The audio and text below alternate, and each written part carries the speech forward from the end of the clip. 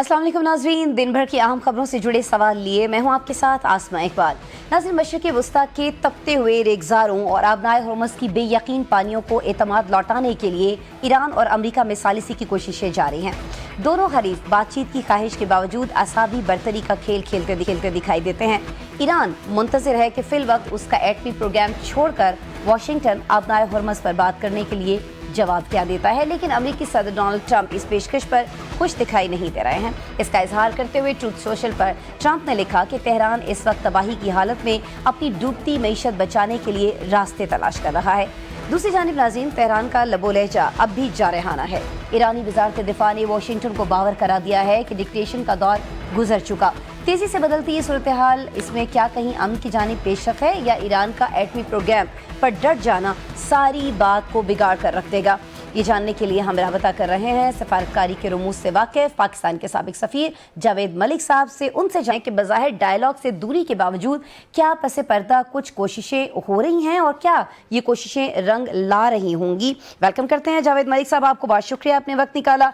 जावेद मलिक साहब, ये फरमा दीजिएगा कि वॉल स्ट्रीट जर्नल और न्यूयॉर्क टाइम्स ये कहते दिखाई देते हैं कि ईरान की तजावीज़ से ट्रंप कोई खुश नहीं है, लेकिन CNN रिपोर्ट ये कर रहा है कि दोनों मुमालिक अभी एक दूसरे से उतने दूर नहीं हुए हैं जितने दूर दिखाई दे रहे हैं। तो सर, असल में मामला है क्या दोनों के दरमियान?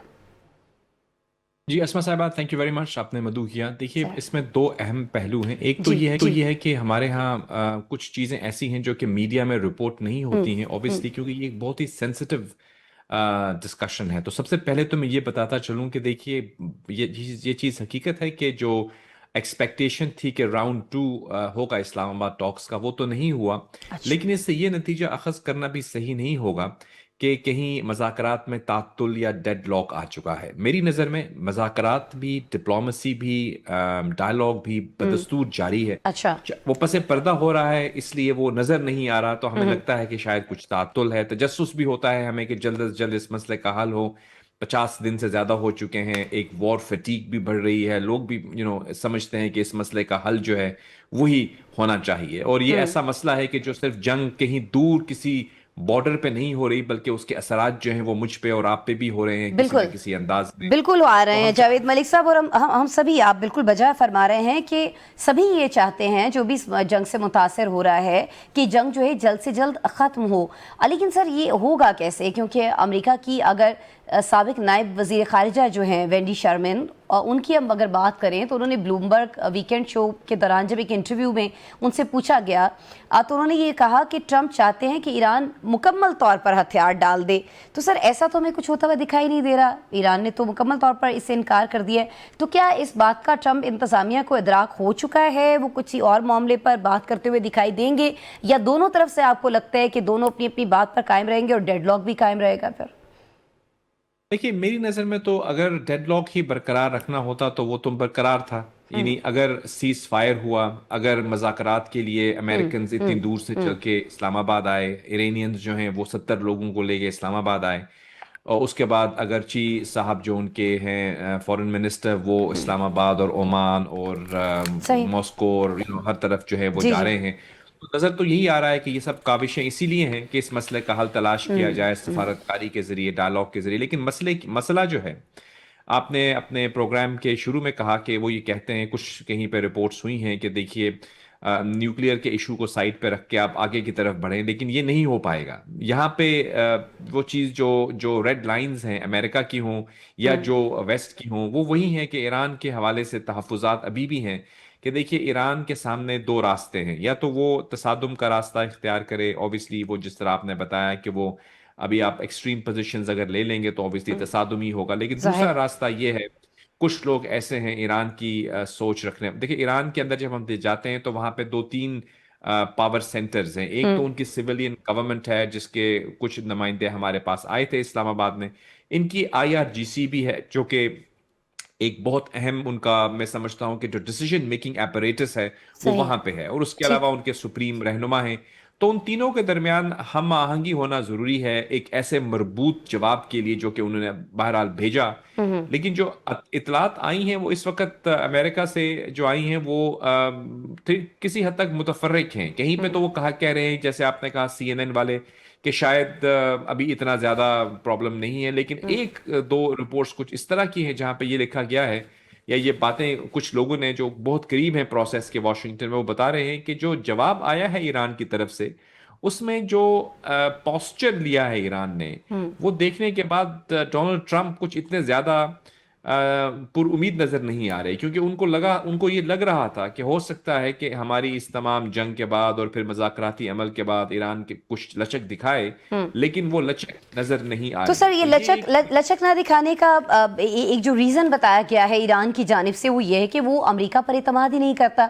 तो सर ये एतमाद का जो फुकदान है, इसका मसला तो दोनों तरफ से है ना।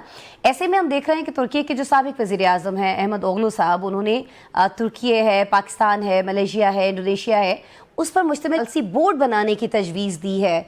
आप इस तजवीज़ को किस तरह से देखते हैं, या आपको लगता है कि नहीं सालिसी के लिए तो पाकिस्तान ही काफ़ी था, मामला कुछ और है और जितने मर्जी सालिस इसमें शामिल होते चले जाएं, जब तक दोनों ममालिक लचक नहीं दिखाएंगे मामला हल नहीं होगा? या आपको लगता है कि अगर ये बोर्ड बन जाए तो कोई ना कोई रास्ता निकल सकता है? मलिक साहब देखिए, उनकी एक राय है वजीर साहब की, ऑफ कोर्स वो उनका एक अपना ओपिनियन होगा जरूर, लेकिन मेरी नज़र में देखिए जो दो पार्टीज हैं वो तो अमेरिका और ईरान हैं, और उनको एक मेज पर तो जमा कर दिया गया है। अब वहां पे पाकिस्तान उसने उसको मीडिएट किया है। पाकिस्तान का क्योंकि एक यूनिक पोजीशन है, पाकिस्तान अमेरिका के साथ बहुत ही अच्छी रिलेशनशिप है पाकिस्तान की, खुसूसन field marshal general Asim Munir साहब के लंच के बाद और उनके दरमियान एक जो रैपो डेवलप हुई है, उसके नतीजे में पाकिस्तान और अमेरिका मेरी नज़र में इस वक्त एक बेहतरीन रिलेशनशिप बरकरार रखे हुए हैं, जो कभी भी हमारी तारीख में इतनी स्ट्रॉन्ग नहीं थी। प्लस पाकिस्तान की चाइना के साथ बहुत ही देरीना ताल्लुकात हैं, गल्फ ममालिक के साथ भी हमारे ताल्लुकात हैं, ईरान हमारा पड़ोसी है। तो ये हमारे लिए एक यूनिक डिप्लोमेटिक कैपिटल फराहम करता है, जिसकी वजह से हमने ये सालसी के किरदार में कामयाबी हासिल की है। हर मुल्क ऑफ कोर्स इंपॉर्टेंट है, लेकिन हर मुल्क ये क्लेम नहीं कर सकता कि उसकी रिलेशनशिप जो है वो हर तरह मौजूद है। तो मैं ये नहीं कहता कि कोई बिल्कुल मुल्क जो है वो ये आपने बिल्कुल बजा फरमाया कि इस वक्त जिस जगह पर, जिस पोजीशन पर पाकिस्तान मौजूद है, ज़ाहिर है कि दीगर ममालिक उसे उस पोजीशन के ऊपर मौजूद नहीं हैं, और इसी पोजीशन का और दूसरे ममालिक से जो ताल्लुकात हैं उनका इस्तेमाल करते हुए पाकिस्तान चाह रहा था कि ये दूसरा जो दौर है वो भी हो जाता, लेकिन ज़ाहिर है वो उस तरह से नहीं हो पाया। लेकिन इसके बावजूद पाकिस्तान ने अपनी एफर्ट्स जो हैं वो नहीं छोड़ी हैं। बहरहाल जावेद मलिक साहब आप हमारे साथ मौजूद थे, हमें सारी सिचुएशन समझा रहे थे। बहुत शुक्रिया आपके वक्त के लिए। नाज़रीन, प्रोग्राम में एक ब्रेक शामिल करेंगे। ब्रेक के बाद जब आपसे मिलेंगे तो आपको बताएंगे कि पंजाब में एक बिल जो है वो पास किया गया है, लेकिन उस पर बहुत ज़्यादा शोर हमें होता हुआ दिखाई दे रहा है। क्या मामला है, जानिएगा ब्रेक के बाद।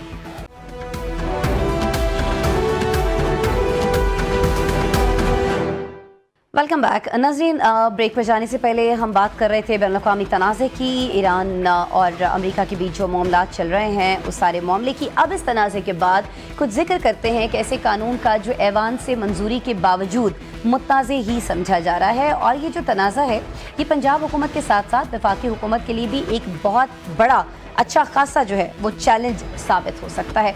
पंजाब असम्बली ने नाज़रीन गुज़िश्ता रोज़ चाइल्ड मैरिज रजिस्ट्रेंट बिल 26 के ज़रिए 18 साल से कम उम्र अफराद की शादी को ज़्यादती करार देकर सख्त सज़ाओं का कानून पास किया है। ये जो बिल है ये कहता है कि निकाह के वक्त दूल्हा और दुल्हन की जो उम्र है वो 18 साल होना लाजमी है। अगर ऐसा नहीं होता है, अगर इससे कम उम्र में कहीं पर शादी होती है तो क्रिमिनल एक्ट के तहत कार्रवाई होगी। ऐसी शादियां रजिस्टर करने वाले जो निकाह खां हैं उनको भी कम अज कम 1 साल कैद और 1 लाख रुपए जुर्माना होगा, जबकि कम उम्र बच्चे या बच्ची से शादी करने वाले को 3 साल कैद और 5 लाख रुपए जुर्माना देना होगा।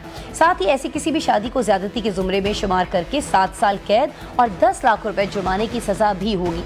नाज़रीन, ये जो बिल है ये कहता है कि ऐसे किसी भी फेल में बच्चों की सरपरस्त या शादी करवाने की कोशिश करने वालों को 2 बरस कैद के साथ साथ 5 लाख रुपए जुर्माना भी देना होगा, जबकि जबरी शादी की सूरत में मुतासिरा बच्चे या बच्ची की हिफाजत अदालत करेगी।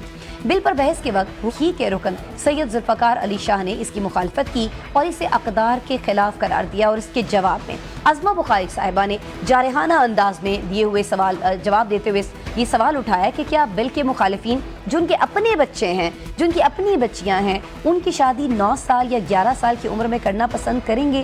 क्या कहा आज़मा बुखारी ने, पहले वो दिखाते हैं।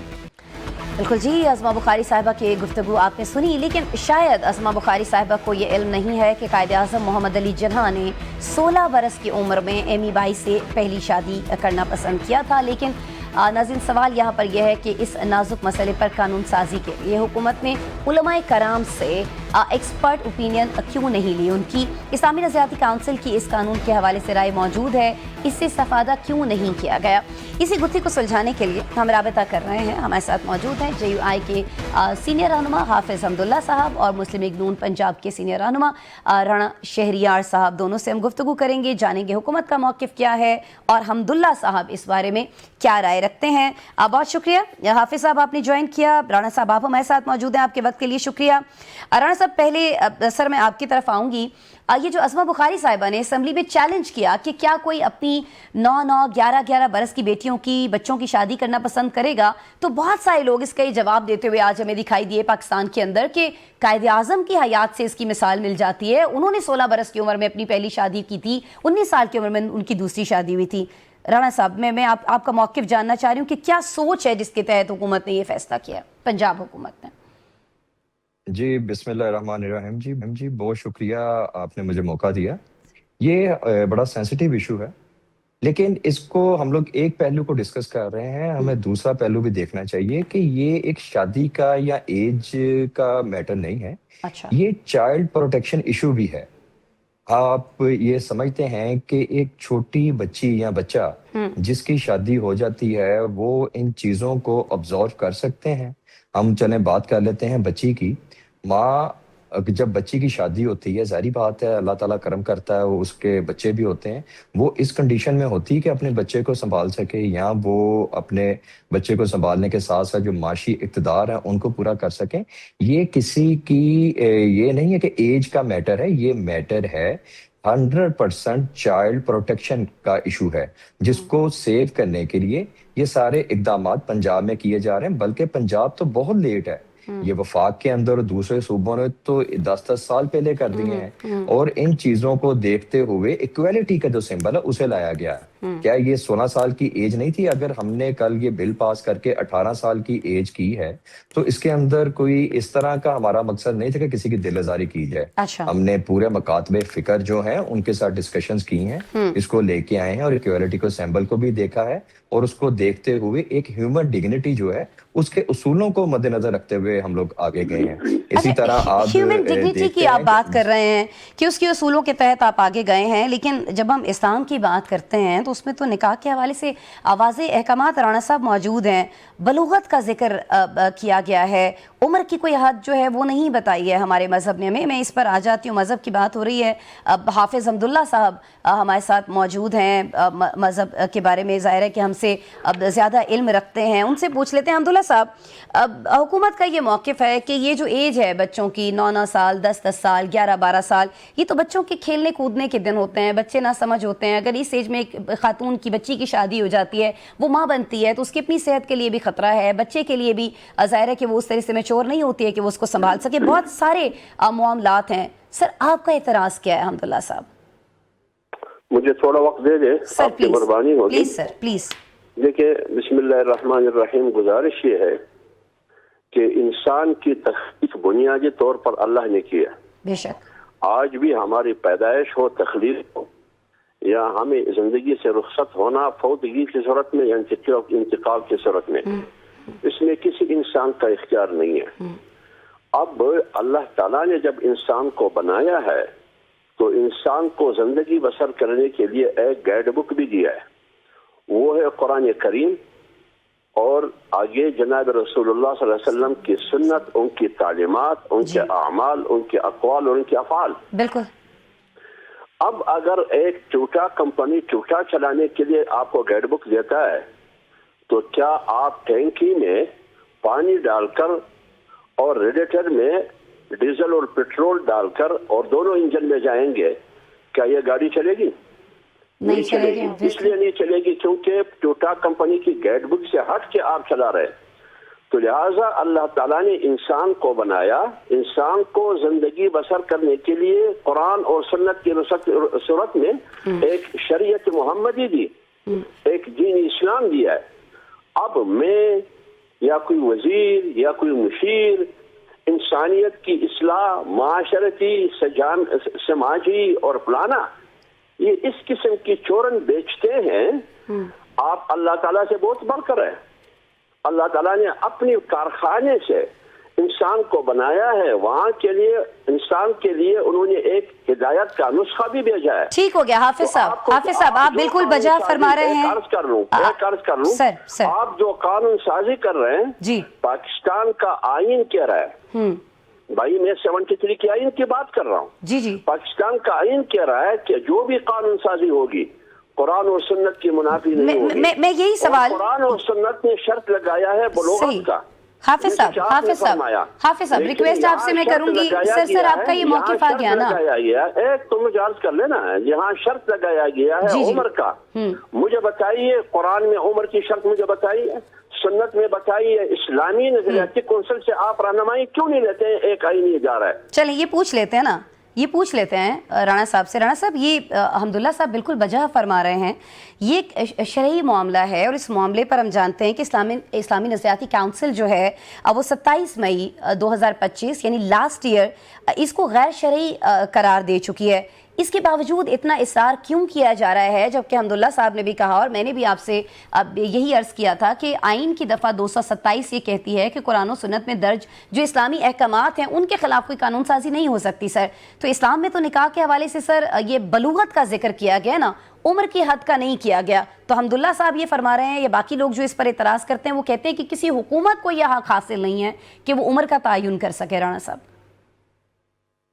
जी, आसमा, हम्दुल्ला साहब ने बिल्कुल बजा फरमाया। उनके साथ हम लोग इख्तलाफ बिल्कुल नहीं कर सकते। अच्छा। उन्होंने कुरान की और सुन्नत की बात की है, हम उसके ऊपर पैरामंद हैं। लेकिन मेरा एक उनसे बड़ी रिक्वेस्ट है कि ये मामला जो है, ये मैं पहले भी बात कर चुका हूँ कि ये कोई शादी का मामला या एज का मामला नहीं है, ये चाइल्ड प्रोटेक्शन इशू है। बड़ा सीरियस इशू है हमारे माशरे के अंदर। जो हमारे माशरती नॉर्म्स हैं हमने उसको भी देखना है। आपके सामने है कि 2013 के अंदर जब ये सिंध के अंदर मंजूर किया गया था, तो एक जो है वहाँ पे केस किया गया था उस टाइम अली, मैं उसका बता भी देता हूँ, अली अजहर वर्सेस सिंध गवर्नमेंट। लेकिन उस वक्त के वहाँ के एक्टिंग जो चीफ जस्टिस है डॉक्टर सैयद मोहम्मद अनवर साहब और जस्टिस खादम हुसैन शेख साहब, उन्होंने फेडरल शरई कोर्ट ने वाज़े तौर पर उसके ऊपर फैसला दिया था कि जो सिंध का जो गवर्नमेंट ने पास किया है उसको वो कुरान और इस्लाम के बिल्कुल मुनाफी नहीं है। और उनको उन्होंने कहा था कि हुकूमत शादी की मिनिमम एज मुकर्रर कर सकती है। ये मैं आज अपने बिल की बात नहीं कर रहा, ये मैं सिंध गवर्नमेंट के बिल की बात कर रहा हूँ। और उसके ऊपर वर्डिक्ट जो है वो शरी जो हमारी फेडरल शरीयत कोर्ट था उसने ये दिया था। अच्छा, बात ये है कि बिल्कुल हम दो पहलू हमारे इधर फॉल करते हैं, लेकिन हम दोनों पहलुओं को भी हमें साथ लेके चलना चाहिए। मैं हाफिज हम्दुल्ला साहब के जो पहलू है उसको मैं बिल्कुल ऑन करता हूँ, लेकिन अब ये भी देखें कि जो हमारे माशरे की नॉर्म्स हैं, माशरे के अंदर जो हो रहा है, छोटी छोटी बच्चियों के साथ जो इस्तेसाल किया जा रहा है, वनी कर दिया जाता है बच्चियों को, बिल्कुल मासूम बच्चियों को बिल्कुल वनी कर दिया जाता है। मैं वहीं पे आ रहा हूँ कि ये जो रवायात हैं, इस रवायात को किसी ने तो खत्म करना है ना जी। ठीक है, और आपने उसी की तरफ ये एक स्टेप लिया है, आपने उसी की तरफ ये स्टेप लिया है, क्यों लिया है इसकी वजूहात आप बता रहे थे। अब हाफिज साहब, मैं दोबारा आपकी तरफ आऊंगी। सर अभी जैसे हमने प्रोग्राम में भी जिक्र किया, आपके बिल में है वफाक है, आज़ाद कश्मीर है, चारों सूबाई हमारी असम्बलियाँ हैं, वहाँ 18 साल से जो कम उम्र अफराद की शादियाँ हैं उनके खिलाफ कवानीन बन चुके हैं। यहाँ मैं आपको याद कराना चाहूँगी, आपको तो इनफैक्ट याद ही होगा, कुछ लोग जो अगर भूल गए हैं कि आपने ये फरमाया था कि अगर आपको गुस्सा आया तो आप 16 बरस की लड़की जो है उससे शादी करके उसको ले आएंगे। और आपने इसी साल में, ये फरवरी के महीने में, if I am not wrong, आपने मौलाना फजलुर रहमान साहब को कहा था कि 18 बरस से कम उम्र नौजवानों की शादियों का आपने उनको मशवरा दिया था। तो आपको लगता है कि सारी चीज़ें आप कर रहे हैं ये सही हैं? ये जो रियासत कवानीन बनाना चाह रही है, जो बाकी सूबों में है, आज़ाद कश्मीर में है, वफाक में, या आप उसकी खिलाफ वर्जी नहीं कर रहे होंगे ये सारी चीज़ें करके? देखिए, आपकी ये जवाब मैं दूंगा, पहले मैं अर्ज कर लूँ जी। उसूल आपने भी बताया, जो बुलुगत बुनियादी शर्त है, और ये शर्त किसी मौलवी ने नहीं लगाया है, न मैंने न मौलाना फजलरहमान साहब ने। ये कुरान और सुन्नत का तकाजा है, आइन का तकाजा है, और आइन ने इस्लामी नज़ाकती कौंसिल की रहनुमाई के लिए हमें जिम्मेदार बनाया है। आप फेडरल शरीयत कोर्ट का हवाला देते हैं, आप मेहरबानी करके इसी कानून को इस्लामी नज़ाकती कौंसिल के पास भेज दें, या पुराना जो उनकी सिफारिश है उनकी रोशनी में करें। आप वहाँ क्यों नहीं जाते हैं? एक बात, अगर वो बात करते हैं कि हुकूमत इसलिए इस किस्म की कानून साजी करती है कि रियासत में माशरती खराबियों को हम रोकना चाहते हैं, इसलिए आपने हद मुकर्रर की। बेशक आप माशरती खराबियों को रोके, लेकिन कुरान और सुन्नत के उसूलों से हम आहंग होना चाहिए। इस किस्म की कानून साजी जब आप करते हैं जो कुरान और सुन्नत की मुनाफी है, इससे तासुर ये जा रहा है कि शरीयत के जो अहकाम है वो नाक़िस है, जो एक खतरनाक बात है। आप ये तासुर दे रहे हैं। दूसरी बात ये कि असल मसला उम्र का नहीं है, असल मसला ना अहली और ना इंसाफी का है। अगर सिर्फ उम्र बढ़ाने से मसाइल हल होते तो दुनिया में तलाक़ें और घरेलू तशद्दुद खत्म हो चुका होता। लेकिन आप बताइए, यूरोप और मगरब में कितनी तशद्दुद है ख़वातीन के साथ, बावजूद इसके कि उनकी शादी 25 साल के बाद हुई है। तलाक की शरह भी बहुत ज्यादा है वहाँ पर। हाँ, ये सारी चीजें वहाँ हैं। आप पाकिस्तान को कंपेयर करें उन ममालिक से, वो तो 20 साल के बाद शादी करवाते हैं, वो तो 25 तो साल फिर हमदुल्ला साहब, आप जैसे जो दीन को समझने वाले लोग हैं वो हुकूमत के साथ बैठे ना।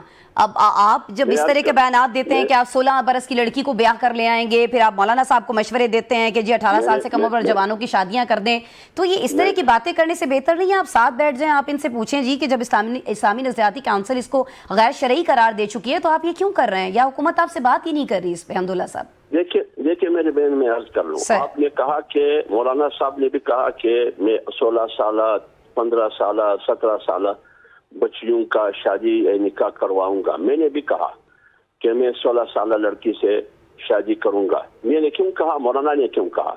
मौलाना ने कहा कि यह कानून कुरान और सुन्नत के खिलाफ है।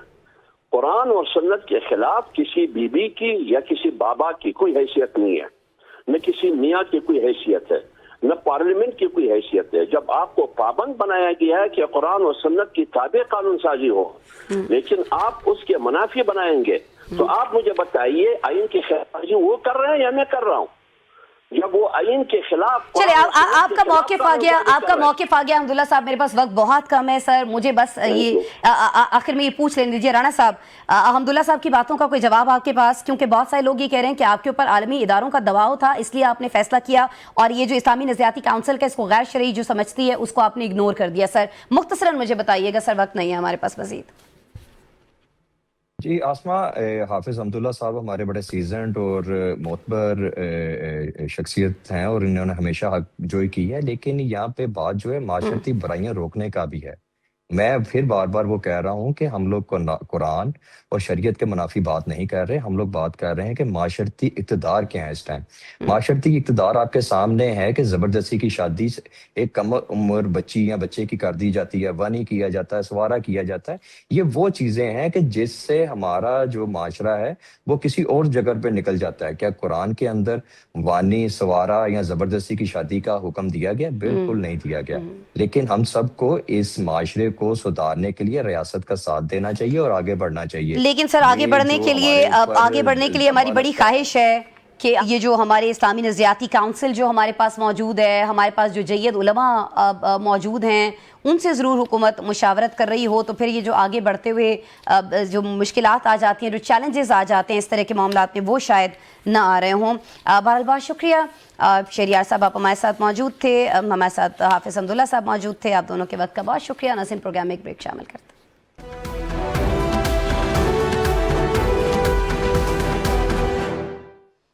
वेलकम बैक नाज़रीन, अब कुछ जिक्र करेंगे अदलिया से आने वाली एक बड़ी खबर का। जुडिशल कमीशन ने, आप जानते हैं कि इस्लामाबाद हाई कोर्ट के 3 अहम जजेस के दूसरे सूबों में तबादलों की मंजूरी दे दी है। Chief justice of Pakistan Yahya Afridi की ज़ेर सदारत होने वाले जुडिशल कमीशन के अहम इजलास में कसरत राय से फैसला ये किया गया कि जस्टिस मोहसिन अख्तर कियानी को Lahore high court, justice Babar Sattar को पेशावर हाई कोर्ट और जस्टिस समन रफत इम्तियाज़ का सिंध हाई कोर्ट तबादला किया जाएगा।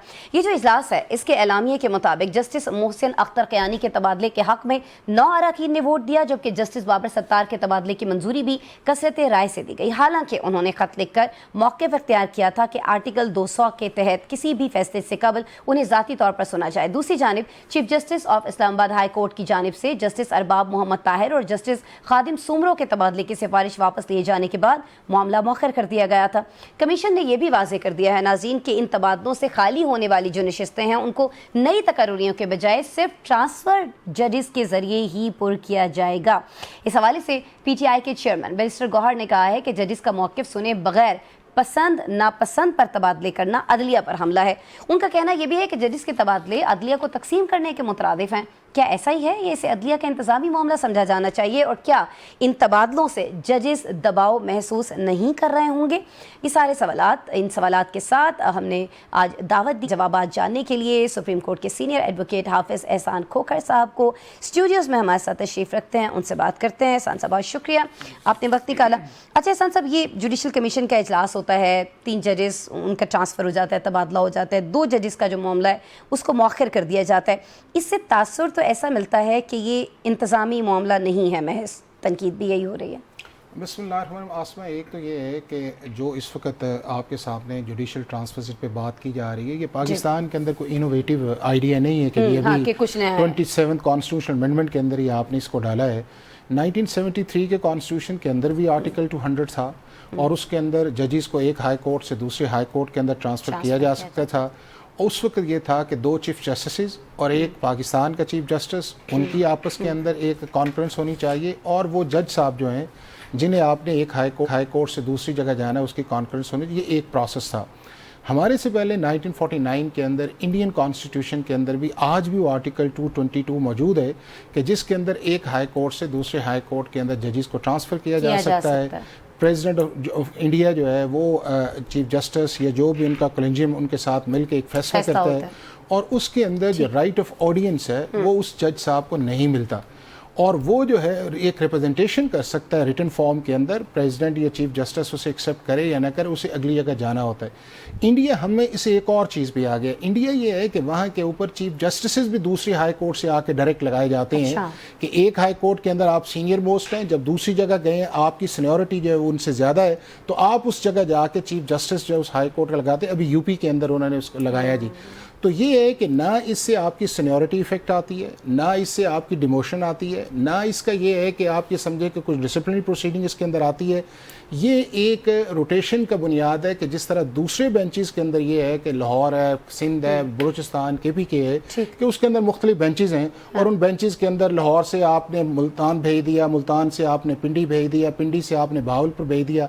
बट चूंकि यहाँ पे मैं समझती हूँ कि इस्लामाबाद हाई कोर्ट का कोई बेंच नहीं है, और इतना लंबा टेन्योर किसी एक जज साहब का एक जगह पे रहना जो है वो बजाते खुद जो है वो लाइफ नहीं। मैं आपको देखिए, जस्टिस बाबर सत्तार का नाम आ रहा है, जस्टिस मोहसिन अख्तर कियानी साहब का नाम आ रहा है, जस्टिस समन रफत का नाम आ रहा है।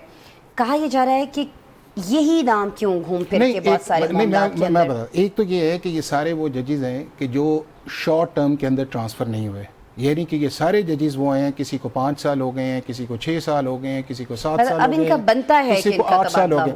मैं आसमा ये समझते हूँ कि जिस तरह एक बन गया हमारे मुल्क के अंदर कि आपने एक ही हाई कोर्ट के अंदर लंबे अरसे के लिए किसी को अपॉइंट करना है, यानी कि 42, 43, 20, 22 साल जो है आपने एक जगह रहना, रोटेट करें ना, कि जिस तरह इंडिया के अंदर उनकी जो जुडिशियल अभी जब हम इंडिया की बार-बार मिसाल दे रहे हैं, तो ये अभी ज़रूरत क्यों पेश आ रही है? सवाल ये यहाँ भी है ना कि अगर पहले लोग मौजूद रहते थे, लंबा अरसा रहते थे, अभी ज़रूरत क्यों पेश आ रही है? हमारा ये प्रॉब्लम ये है कि हम वक्त के साथ फैसले नहीं करते। انڈیا نے کمپیریٹیولی 1949 کے اندر یہ فیصلہ کیا کہ ججز ایک جگہ پرماننٹ نہیں ہونے چاہیے, انہیں ٹرانسفر کیا جا سکتا ہے. ہم نے 73 کے اندر کیا, پھر ہم نے ایک امینڈمنٹ لے آئے کہ نہیں جج کی کانکرنس ہم چونکہ ہم یہ سمجھتے ہیں کہ ذات جو کسی جج کی ہے شاید وہ انڈیپینڈنس آف جوڈیشری ہے. اب یہ ہے کہ یہ جج صاحب کسی اور جگہ چلے جائیں گے, یہی کام کریں گے نا, اسٹیٹ کے خلاف کیسز بھی آئیں گے, انہیں سنیں گے بھی, اس کے فیصلہ بھی کریں گے. اور لوگ یہ بھی کہہ رہے ہیں جو تنقید کر رہے ہیں کہ یہ جو تبادلے ہو رہے ہیں اس سے کہیں نہ کہیں مقصود یہ ہے کہ ججز کو دباؤ میں رکھا جائے. کس طرح دباؤ؟ پریشر میں رکھا جائے. دباؤ تو یہ ہے کہ مجھے آپ نے جج لگایا اور 1-1.5 سال کے بعد جو ہے آپ نے مجھے کہا کہ نہیں ہم آپ کو اس جگہ سے دوسری جگہ ٹرانسفر کر رہے ہیں. یہ تو سمجھ میں آ گئی کہ جب آپ کی ٹینیور 5-5, 6-6, 7 سال ایک جگہ ہو گئے ہیں, اور جس طرح ابھی بھی آپ یہ دیکھیں کہ ابھی بھی جو چیز آئی ہے اس کے اندر یہ آیا ہے کہ نئی تقرریاں نہیں ہوں گی بلکہ اس کی جگہ ٹرانسفر ججز آئیں. دوسرا یہ ہے کہ جب آپ کے ملک کے 5 چیف جسٹسز بیٹھے ہیں, فیڈرل کانسٹیٹیوشنل کورٹ کا چیف جسٹس ہے, پاکستان کا چیف جسٹس ہے, کنسرنڈ ہائی کورٹ کے چیف جسٹسز بیٹھے ہیں, وہ بیٹھ کے اگر ایک فیصلہ کرتے ہیں 13 کی بجائے 15 رکنی آپ کا جو ہے ممبرز کا جوڈیشل کمیشن ہے, تو کسی نہ کسی جگہ ریزننگ یا کوئی ایسی چیز تو ہے نا کہ جس کی بنیاد کے اوپر آپ نے فیصلہ کیا, یہ انسٹیٹیوشن میکانزم. ریزننگ کی بات ہو رہی ہے تو جب کوئی جج یہ کہتا ہے, جسٹس کوئی فرماتے ہیں کہ ان کو سن لیا جائے, جیسے بابر ستار نے کہا, تو سننے میں کیا دنیا کے کسی ملک کے اندر اگر آپ جوڈیشل جج آپ انڈیا کی مثال دیں گے میں آپ کی دنیا کے کسی ملک کے اندر نہیں ہے. دیکھیں نا کہ آپ اگر ایک جج آپ اپوائنٹ ہوئے ہیں, آپ گورنمنٹ کے اندر بھی آپ یہ دیکھ لیں نا کہ آپ ایک civil servant for the sake of argument جو ہے, آپ یہ تو نہیں کہہ سکتے کہ میں نے ساری عمر اسی جگہ نوکری کرنی ہے. آپ کبھی ایک جگہ جاتے ہیں, کبھی دوسری جگہ. دیکھیں جب کانسٹیٹیوشن جج جو ہے اس نے اوتھ کس کا لیا ہے, اس نے اوتھ لیا ہے کانسٹیٹیوشن کا. کانسٹیٹیوشن کے اندر یہ لکھا ہوا ہے کہ امینڈمنٹ آ گئی ہے کہ ججز کو ٹرانسفر کیا جا سکتا ہے, پہلے بھی کیا جا سکتا تھا. رائٹ آف ہیئرنگ جو ہے وہ آپشنل ہے. اگر جوڈیشل کمیشن یہ سمجھتا ہے کہ ہمیں رائٹ آف ہیئرنگ دینی چاہیے, بالکل ہونی چاہیے, لیکن آپ بذات خود جا کے نہیں کہہ سکتے کہ جی مجھے جو ہے وہ موقع دیا جائے اور مجھے سنا جائے اور میں سنانا چاہتا ہوں اپنی بات. یہ نہیں کہہ سکتے, تو اس کا مطلب یہ ہے کہ جیسے سرکاری ملازم جن کے پاس یہ ہوتا ہے کہ اگر ان کا تبادلہ ہو گیا تو ان کے پاس اسٹے کا ایک آپشن ہوتا ہے, تو ٹرانسفر ہونے والے ججز کے پاس ایسا کوئی نہیں, اس کے تو آپ کمپیئر ہی نہیں کر سکتے نا. وہ دیکھیں وہ تو سول سرونٹس کا کبھی آپ 6 ماہ کے اندر کرتے, سال کر سکتے ہیں, 3 سال کا ایک نارمل ٹینیور ہے.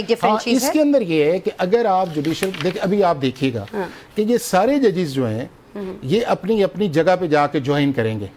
مثلا دیکھیں کہ سمر رفت صاحبہ ہیں, وہ کراچی ہیں, وہ بالکل پہلے بھی ان کی خواہش تھی مجھے جانا چاہیے. اس کے بعد یہ ہے کہ اگر محسن کیانی صاحب یہاں پہ 5 یا 6 ججز سے لاہور ہائی کورٹ کے اندر جو ہے 40-45 میں, اور اگر یہ نہیں کرتے تو پھر ایک جوڈیشل مس کانڈکٹ ہے, آرٹیکل 209 ہے.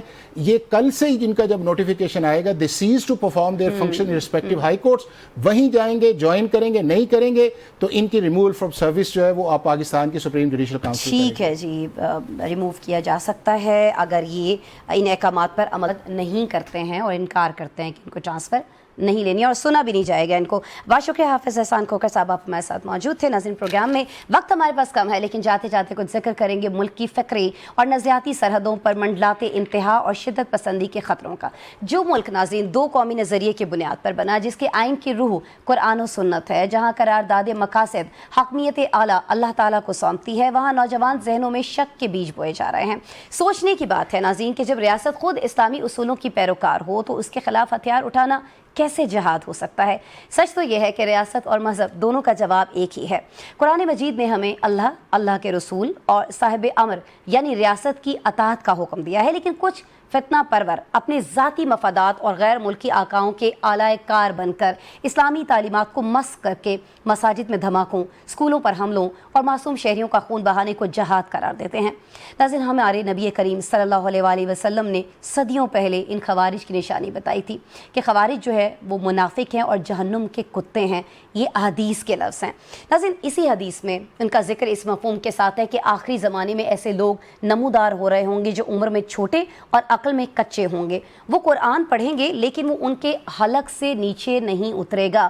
وہ اسلام سے اس طرح نکل جائیں گے جیسے تیر شکار کے پار نکل جاتا ہے. اور آج ناظرین ہم یہی سب کچھ ہوتا ہوا دیکھ رہے ہیں.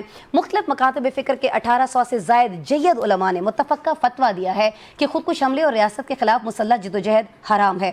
مفتی تقی عثمانی ہوں, مفتی عبدالرحیم ہوں یا وفاق المدارس کے اکابرین یا کسی بھی اور مسلک کے علماء کرام سب کا ماننا یہ ہے ناظرین کہ جہاد کا حکم صرف اور صرف ریاست کے پاس ہے، کسی ٹولے کو، کسی جتھے کے پاس یہ حق نہیں ہے۔ لیکن کیا کہا جائے کہ ایسے بدقسمت بھی ہیں جو اپنے ہینڈلرز کے خطبات پر سوال نہیں اٹھاتے ہیں۔